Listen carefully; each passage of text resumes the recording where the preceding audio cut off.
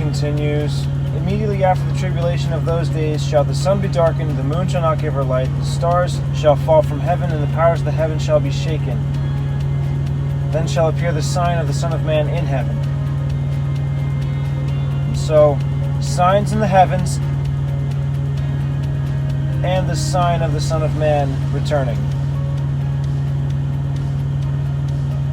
Mark 13:24. But in those days after that tribulation, the sun shall be darkened, the moon shall not give her light, the stars of heaven shall fall, the powers that are in heaven shall be shaken, and they shall see the Son of Man coming in the clouds. So, signs in the heaven, and the Son of Man returning. Luke 17 doesn't have this section.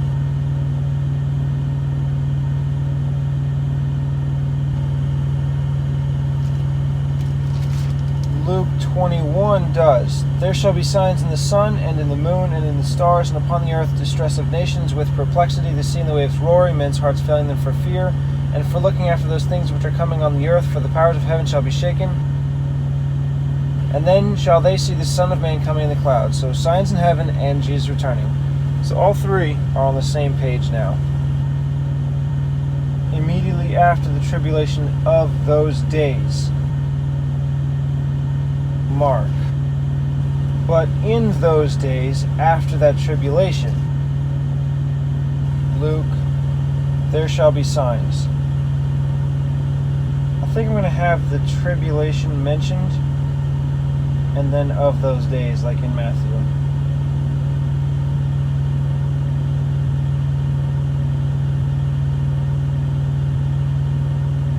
I'll go with but immediately, but from Mark. After is both. The tribulation or that tribulation? I'm going to go with the tribulation of those days.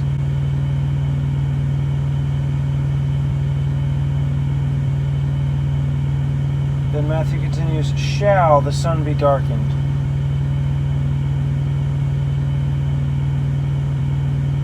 Mark, the sun shall be darkened. Pretty close. Luke, there shall be signs in the sun and in the moon and the stars. I can mention what Luke has. There shall be signs in the sun and in the moon and in the stars. And then I can mention what all they are. The sun shall be darkened, the moon shall not give her light, and the stars shall fall from heaven.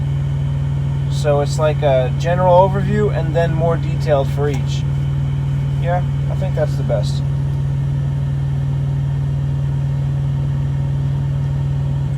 Luke, there shall be signs in the sun and in the moon and in the stars.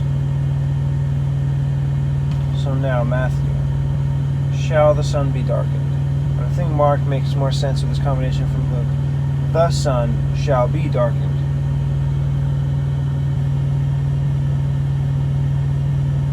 So that's both Matthew and Mark. It's just the order of Mark.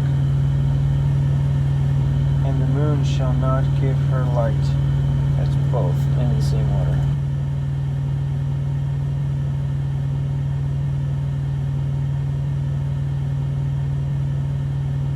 And the stars of heaven shall fall.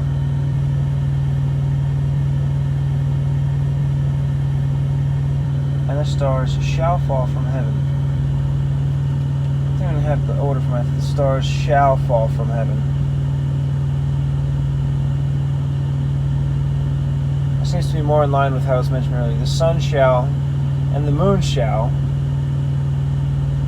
now, and the stars shall. From is only Matthew. Both heaven. Matthew, and the powers of the heavens shall be shaken.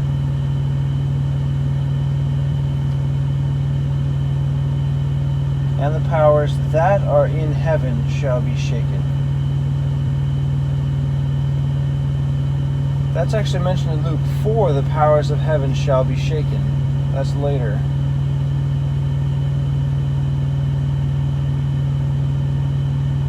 makes sense the way Matthew and Mark has it, because they're talking about things in the heaven and then saying the powers of the heaven shall be shaken. As opposed to Luke, it mentions the sun, moon, stars, then the earth, distress of nations, sea and the waves roaring, men's hearts failing them for fear, and for looking after the things which are coming on the earth. Then it mentions heavens. The power of heaven shall be shaken. It splits up what's happening in the heavens.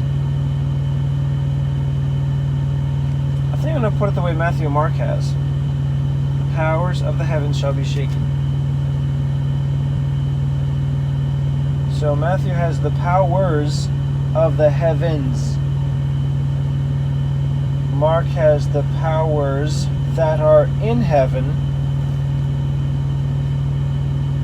Luke is similar to Mark, the powers of heaven.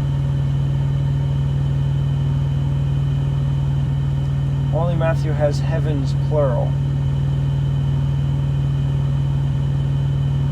So I'll go with and, because Matthew and Mark are continuing with this list. But all three have the powers. Of is in Matthew and Luke. The is only Matthew. Only Matthew has heavens plural. But I feel like it should be plural, because then that could refer to anything in any one of the three heavens. If you just say heaven from Mark or Luke, you don't know which heaven is talking about. Sky or space or spiritual realm. Shall be shaken. Mark shall be shaken. Luke shall be shaken.